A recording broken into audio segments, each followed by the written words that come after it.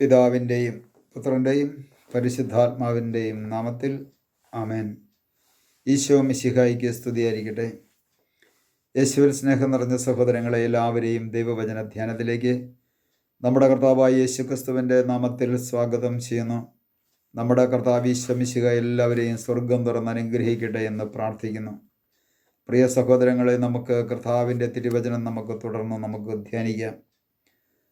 ഒരു വ്യക്തിയുടെ ജീവിതത്തിലേക്ക് ദൈവത്തിൻ്റെ പരിശുദ്ധാത്മാവിൻ്റെ അഭിഷേകം, ആത്മാവിൻ്റെ ചൈതന്യം ഒഴുകിയെത്തണമെങ്കിൽ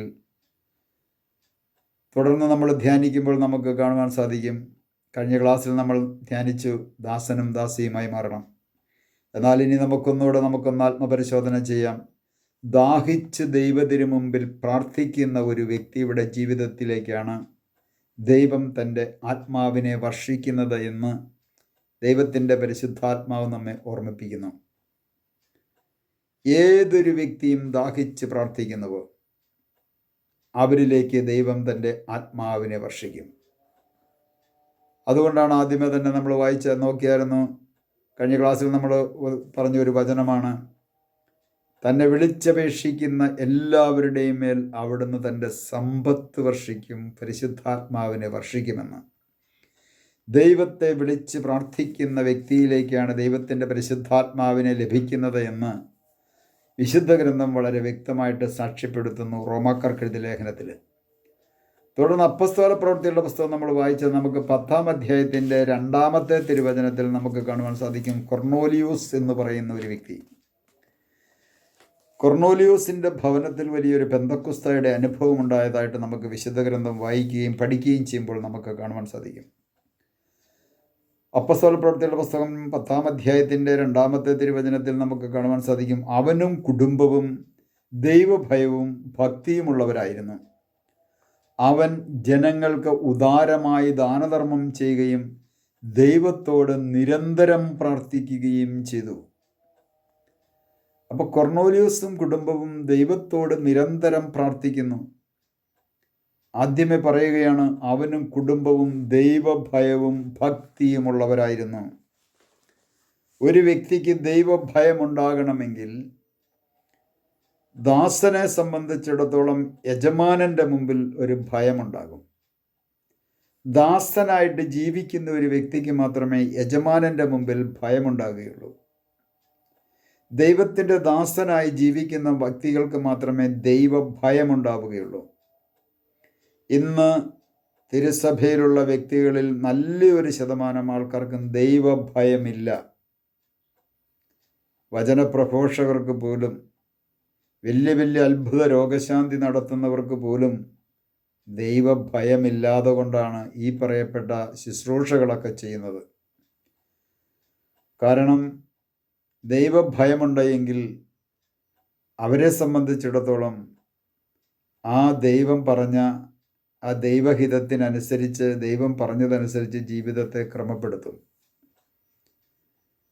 ദൈവഭയമുള്ള വ്യക്തികളെ സംബന്ധിച്ചിടത്തോളം ഏതൊരു വ്യക്തിയുടെ മുമ്പിലും തല താഴ്ത്തും, എളിമപ്പെടും,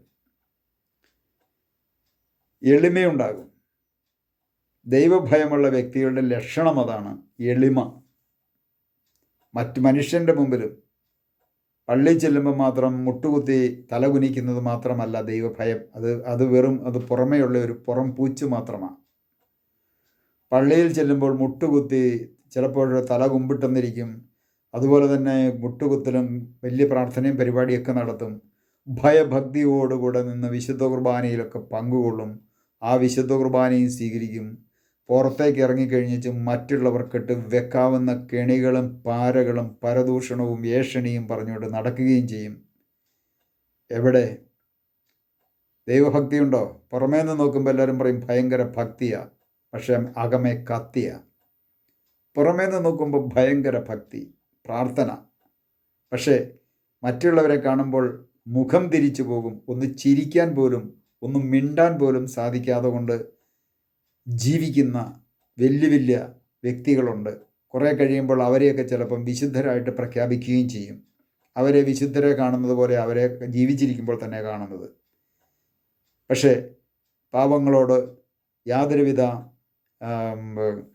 പ്രതിബദ്ധതയുമില്ലാത്ത, മുഖം തിരിച്ചു കളയുന്ന, വ്യക്തികളായിട്ടുള്ള വ്യക്തികളെന്ന് നമ്മുടെ സമൂഹത്തിൽ ധാരാളമുണ്ട്.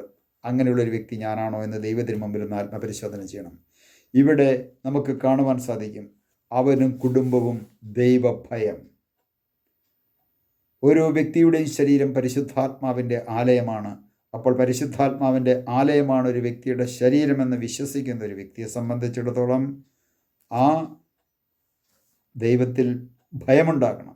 എന്ന് പറഞ്ഞാൽ ആ ദൈവഭയം കടന്നു വരുന്നത് മറ്റുള്ളവരുടെ മുമ്പിൽ നമ്മൾ എളിമപ്പെടുമ്പോഴാണ്. ഇവിടെ നമുക്ക് കാണുവാൻ സാധിക്കും, അവനും കുടുംബവും ദൈവഭയമുള്ള ഭക്തിയുമുള്ളവരായിരുന്നു.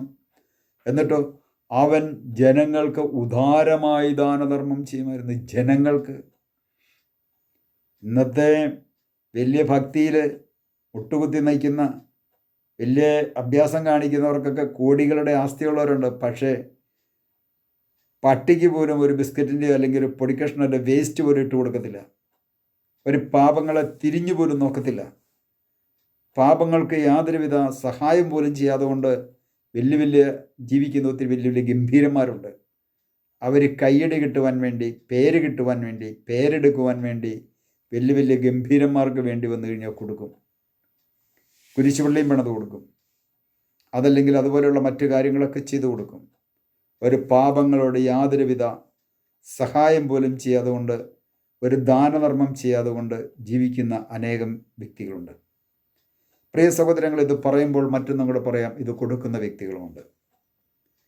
പാവപ്പെട്ടവരെ സഹായിക്കുന്ന അനേകം വ്യക്തികളും നമ്മുടെ സമൂഹത്തിലുണ്ട്. അതുകൊണ്ടാണ് നമ്മുടെ ലോകമൊക്കെ ഇന്ന് നിന്നു പോകുന്നതിൻ്റെ കാരണം.